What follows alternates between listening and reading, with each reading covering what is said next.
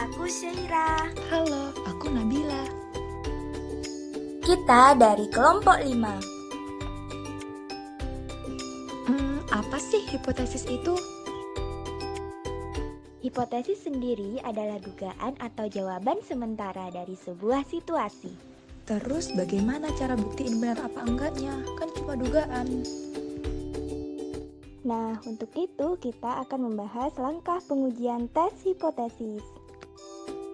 Ketika dihadapkan dengan beberapa situasi, misalnya seorang ilmuwan ingin mengetahui apakah bumi sedang memanas, seorang dokter ingin mengetahui apakah pengobatan baru akan menurunkan tekanan darah seseorang, seorang pendidik mungkin ingin melihat apakah teknik pengajaran baru lebih baik daripada teknik tradisional, dan produsen mobil mungkin juga tertarik untuk menentukan apakah sabuk pengaman akan mengurangi keparahan cedera akibat kecelakaan. Semua pertanyaan ini dapat dijawab melalui pengujian hipotesis statistik, yang merupakan proses pengambilan keputusan untuk mengevaluasi klaim mengenai sebuah populasi. Nah, dalam pengujian hipotesis statistik sendiri ada 3 metode yang akan digunakan. Yang pertama yaitu cara tradisional, yang kedua metode nilai P, dan yang ketiga metode interval kepercayaan. Namun di pembahasan kali ini kita akan membahas menguji hipotesis statistik dengan cara tradisional. Nah, sebelum lebih lanjut lagi, hipotesis statistik sendiri adalah dugaan tentang parameter sebuah populasi. Dugaan ini mungkin benar atau mungkin juga salah. Dalam setiap situasi, terdapat 2 jenis hipotesis statistik. Yang pertama ada hipotesis 0 atau H0, merupakan hipotesis statistik yang menyatakan adanya perbedaan antara suatu parameter dengan nilai tertentu, atau menyatakan adanya perbedaan antara 2 parameter. Nah, hipotesis 0 seringkali dinyatakan sebagai asumsi awal yang harus diuji atau dibantah. Kedua ada hipotesis alternatif atau H1, merupakan hipotesis statistik yang menyatakan adanya perbedaan antara suatu parameter dengan nilai tertentu atau menyatakan adanya perbedaan antara 2 parameter. Hipotesis alternatif seringkali dinyatakan sebagai hipotesis yang ingin dibuktikan melalui pengumpulan dan analisis data. Nah, terus gimana hipotesis itu harus dinyatakan? Misalkan seorang psikolog merasa bahwa memutar musik lembut saat ujian akan mengubah hasil ujian. Psikolog tidak yakin apakah nilainya akan lebih tinggi atau lebih rendah. Dulu rata-rata skornya adalah 73. Nah, hipotesisnya dapat kita tulis H0 sama dengan 73 dan H1-nya tidak sama dengan 73. Uji ini disebut uji 2 sisi karena efek memutar musik yang mungkin terjadi hanya mengubah hasil ujian lebih tinggi atau lebih rendah. Di situasi kedua, seorang peneliti berpendapat jika ibu hamil menggunakan pil vitamin, maka berat lahir bayinya akan bertambah. Berat lahir rata-rata penduduk adalah 8,6 pon. Maka dapat kita nyatakan hipotesisnya berupa H0-nya sama dengan 8,6 pon dan H1-nya lebih besar dari 8,6 pon. Uji ini disebut uji sisi kanan, karena yang menjadi perhatian hanyalah peningkatannya saja. Dalam situasi ketiga, seorang insinyur berhipotesis bahwa jumlah rata-rata cacat dapat dikurangi dalam proses pembuatan compact disk dengan menggunakan robot dan bukan manusia untuk tugas-tugas tertentu. Jumlah rata-rata disk yang rusak per 1000 adalah 18. Sehingga kita dapat menuliskan hipotesisnya H0 sama dengan 18 dan H1-nya kurang dari 18. Uji ini disebut uji sisi kiri karena kontraktur hanya tertarik menurunkan biaya pemasarannya saja. Perlu teman-teman ingat kalau penulisan hipotesis 0 dan hipotesis alternatif itu dinyatakan secara bersama-sama dan hipotesis 0 berisi tanda sama dengan seperti yang ditunjukkan. Terus bagaimana sih cara nentuin hipotesis itu pakai uji sisi kanan atau uji sisi kiri? Nah, kalau teman-teman masih bingung gimana cara menentuin pakai uji sisi kanan, kiri, atau 2 sisi, mungkin beberapa frasa yang umum digunakan dalam pengujian tes hipotesis ini dapat membantu teman-teman dalam memahami suatu situasi. Konsep uji statistik dan tingkat signifikansi. Setelah menyatakan hipotesis, Kemudian, peneliti merancang penelitian. Selanjutnya, memilih uji statistik yang benar dan memilih tingkat signifikansi yang sesuai. Setelah itu, peneliti merumuskan rencana untuk melakukan penelitian. Sebagai contoh, pada situasi A, seorang peneliti medis tertarik untuk mencari tahu apakah obat baru akan mempunyai efek samping yang tidak diinginkan. Akankah denyut nadi meningkat, menurun, atau tidak berubah setelah pasien meminum obat? Karena peneliti mengetahui bahwa rata-rata denyut nadi populasi yang diteliti adalah 82 denyut per menit. Pada situasi tersebut kita dapatkan hipotesis 0, mu sama dengan 82, dan hipotesis alternatif, mu tidak sama dengan 82.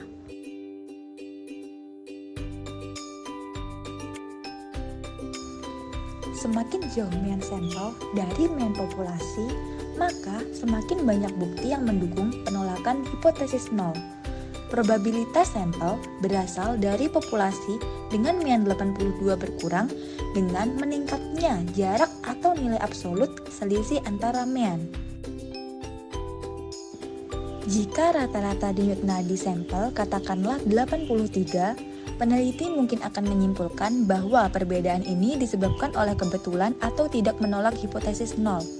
Namun, jika rata-rata sampelnya katakanlah 90, maka kemungkinan besar peneliti akan menyimpulkan bahwa pengobatan tersebut meningkatkan denyut nadi penggunanya dan peneliti akan menolak hipotesis 0. Terus indikator kita harus nolak dan menerima hipotesisnya apa dong? Dari pertanyaan di atas, sekarang mari kita bahas. Uji statistik menggunakan data yang diperoleh dari sampel untuk membuat keputusan apakah hipotesis 0 harus ditolak. Nilai numerik yang diperoleh dari suatu uji statistik disebut nilai uji. Dalam uji statistik jenis ini, mean dihitung untuk data yang diperoleh dari sampel dan dibandingkan dengan mean populasi. Kemudian diambil keputusan untuk menolak atau tidak menolak hipotesis 0 berdasarkan nilai yang diperoleh dari uji statistik. Jika perbedaan signifikan, maka hipotesis 0 ditolak. Jika tidak, maka hipotesis 0 tidak ditolak. Dalam situasi pengujian hipotesis, ada 4 kemungkinan hasil. Dalam situasi A, obat tersebut mungkin tidak mengubah denyut nadi semua penggunanya secara signifikan dalam populasi. Tapi hal ini mungkin secara kebetulan mengubah jumlah subjek dalam sampel. Dalam hal ini, peneliti akan menolak hipotesis 0 padahal hipotesis tersebut benar, sehingga di sisi lain, pengobatan tersebut mungkin tidak mengubah denyut nadi subjek di dalam sampel. Namun, bila diberikan kepada masyarakat umum, hal tersebut mungkin menyebabkan peningkatan atau penurunan denyut nadi pengguna secara signifikan. Peneliti berdasarkan data yang diperoleh dari sampel tidak akan menolak hipotesis 0 sehingga melakukan kesalahan tipe 2. Jadi, kesalahan tipe 1 terjadi jika hipotesis 0 ditolak, padahal hipotesis tersebut benar. Sedangkan kesalahan tipe 2 terjadi jika hipotesis 0 tidak ditolak padahal hipotesis tersebut salah. Situasi pengujian hipotesis ini dapat kita samakan dengan situasi sidang juri. Dalam sidang juri ada 4 kemungkinan hasil, terdakwa bersalah atau tidak, dan dia akan dihukum atau dibebaskan. Hipotesisnya dapat kita tulis, H0-nya terdakwa tidak bersalah, dan H1-nya terdakwa bersalah. Nah, kemungkinan yang pertama ketika terdakwa tidak bersalah namun dia dihukum, maka akan terjadi kesalahan tipe 1. Untuk kemungkinan yang kedua, ketika terdakwa bersalah dan dia dihukum, maka keputusan yang diambil adalah benar. Untuk kemungkinan yang ketiga, ketika terdakwa tidak bersalah dan dia tidak dihukum, maka keputusan yang diambil adalah benar. Untuk kemungkinan keempat, ketika terdakwa bersalah dan dia tidak dihukum, maka akan terjadi kesalahan tipe 2. Tingkat signifikasi adalah kemungkinan maksimum terjadinya kesalahan tipe 1. Probabilitas ini dilambangkan dengan alfa, artinya peluang kesalahan tipe 1 itu sama dengan alfa. Probabilitas kesalahan tipe 2 dilambangkan dengan beta. Artinya, peluang kesalahan tipe 2 itu sama dengan beta. Para ahli sepakat untuk menggunakan 3 tingkat signifikansi sebagai berikut. Namun dalam pengujian hipotesis, peneliti memutuskan tingkat signifikansinya tidak harus menggunakan 3 tingkat signifikansi tersebut. Levelnya bisa berapa saja tergantung pada keseriusan kesalahan tipe 1. Dalam langkah pengujian tes hipotesis ini ada beberapa kosakata yang perlu dipahami artinya. Yang pertama, nilai kritis, yaitu nilai yang memisahkan wilayah kritis dengan wilayah non-kritis. Simbol untuk nilai kritis adalah CV. Yang kedua adalah daerah kritis atau daerah penolakan, yang merupakan rentang nilai uji yang ditunjukkan bahwa terdapat perbedaan yang signifikan dan hipotesis nol harus ditolak.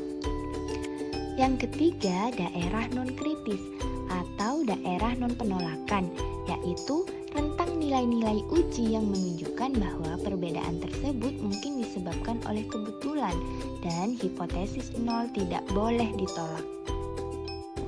Rentang nilai-nilai uji. Yang pertama, uji satu sisi, menunjukkan bahwa hipotesis nol harus ditolak ketika nilai uji berada pada daerah kritis di salah satu sisi mean. Uji satu sisi dapat berupa uji sisi kanan atau uji sisi kiri, bergantung pada arah ketidaksetaraan hipotesis alternatif. Grafik uji satu sisi. Jadi, luas daerah satu grafik penuh itu adalah 1. Di sini, alfa sama dengan 0,01. Sehingga kita kurangkan 1 dengan 0,01.